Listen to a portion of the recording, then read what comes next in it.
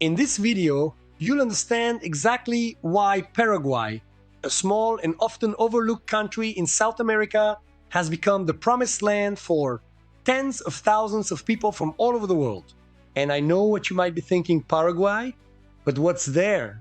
For decades, that was the common reaction. But while the rest of the world faces inflation, high taxes, and complex bureaucracies, Paraguay has quietly created a system with 0% tax for those who work for foreign companies, energy that is 3 times cheaper, and a surprisingly low cost of living. People from all over South America and even Europe are packing their bags. And since my specialty is deep diving into the opportunities that aren't obvious, I'm going to show you exactly what's behind this shift and what led this small neighbor to become a global magnet for immigrants. And I want to start this video by knowing your opinion.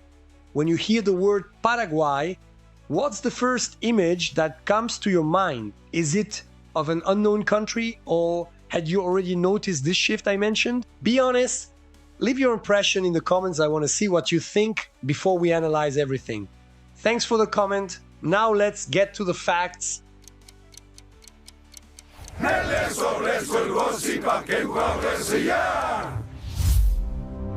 You know, it's very curious to see how our view of things can change over time.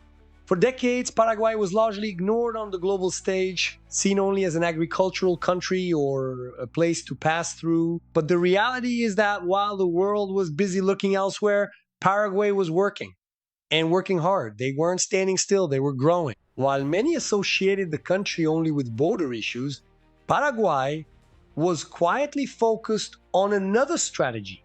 They began to cut taxes, radically simplify their laws, and prepare the ground to attract industries and people. The result of this different vision is knocking on the door right now. People from all over the world are packing their bags. The largest group by far is Brazilians. Today, there are over 263 living there, making Paraguay the main destination for Brazilian immigrants in South America. But they aren't alone. Thousands of Argentines fleeing chronic inflation and economic instability in their country are crossing the border. And more recently, a new wave of immigrants is arriving. Europeans, especially Germans and Spaniards, and even North Americans from the United States and Canada, all of them are crossing borders in search of things that seem increasingly hard to find in their home countries. Less bureaucracy, low taxes, very cheap energy, and most importantly, real opportunities to grow. What exactly happened to turn Paraguay into this sort of global promised land? To understand this, we need to know that modern migration there began in earnest in the 70s and 80s. Back then, gigantic projects like the Itaipu hydroelectric dam, partnership with Brazil, changed the face of the country. The Paraguayan government actively encouraged Brazilians to go there and buy cheap land. This first group, which became known as Brasiguaios, a mix of Brazilian and Paraguayan, formed entire colonies. They completely changed the country's agriculture, introducing large-scale soy and corn farming, and helped turn Paraguay into one of the world's largest grain exporters. But the Paraguay that is attracting people today is different. The big shift began in the 2000s. The country decided to change its economic strategy and created an incredibly simple tax system. The biggest example of this is a law called the Maquila Law. Let's try to understand what this is. Imagine you have an auto parts factory in Germany or the United States. You have to pay taxes on what you buy, taxes on what you sell, taxes on your employees, and endless complication.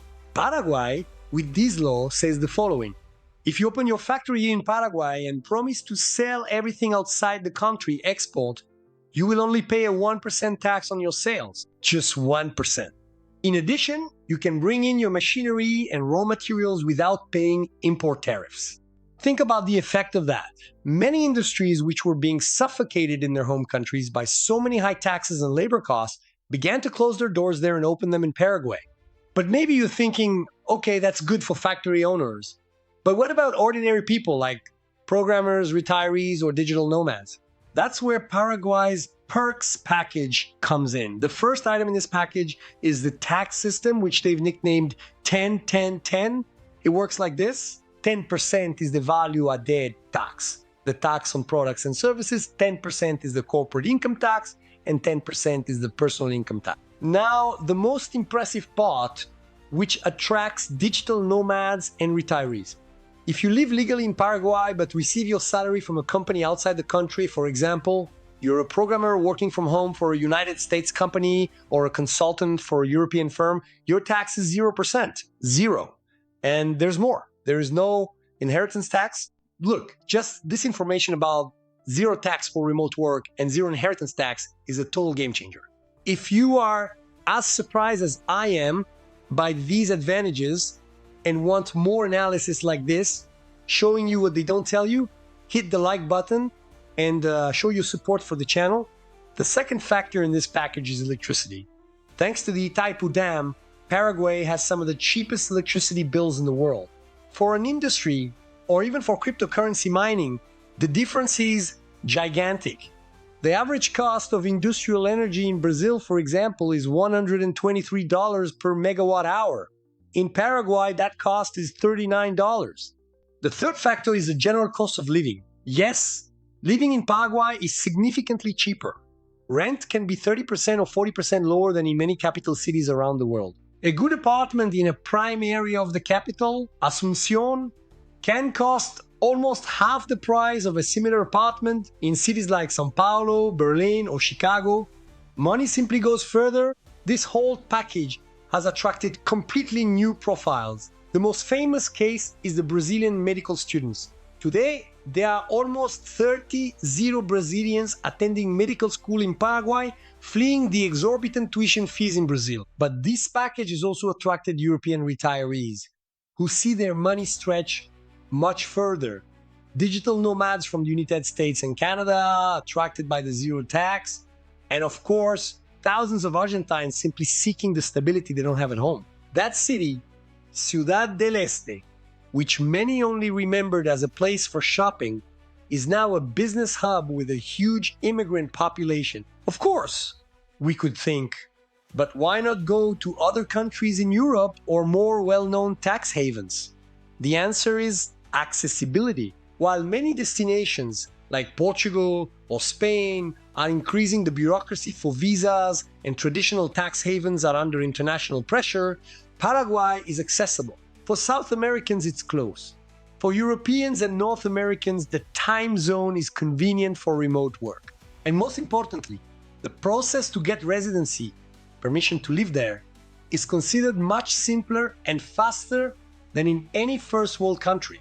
Obviously, Paraguay is not a paradise. It's important to say that. The country still faces very serious problems. Poverty affects about 27% of the population, according to Paraguay's National Institute of Statistics. And social inequality is very visible. Corruption is also a serious problem. In global rankings of corruption perception, Paraguay usually appears in a worse position than Brazil, but the central point of this story is the role reversal. For decades, Paraguay was a country people left to seek opportunities. Today, we are seeing the opposite movement. People from all over the world are seeking in Paraguay what they can no longer find at home: simplicity, economic freedom, and a less complicated environment for those who want to work or start a business. While Paraguay was cutting taxes, attracting factories, and saw its economy, the gross domestic product, which is the sum of all the country's wealth, grow by 4.7% in 2023, many other countries seem to have done the opposite. In the end, this whole migration makes us wonder, has Paraguay become the best-kept secret in the global economy? But now, after seeing the Maquila Law, the zero tax for remote work, and the energy cost, I want to know your analysis. In your opinion, is Paraguay a real opportunity today that the world is missing out on? Or do you think the problems there still outweigh the advantages? Put your full opinion in the comments. I really want to read what you've concluded after all this. If this role reversal also made you think and you enjoy this direct way of analyzing real-world opportunities, hit the like button and show your support so I know this is the right path and can keep bringing these topics. El gossip que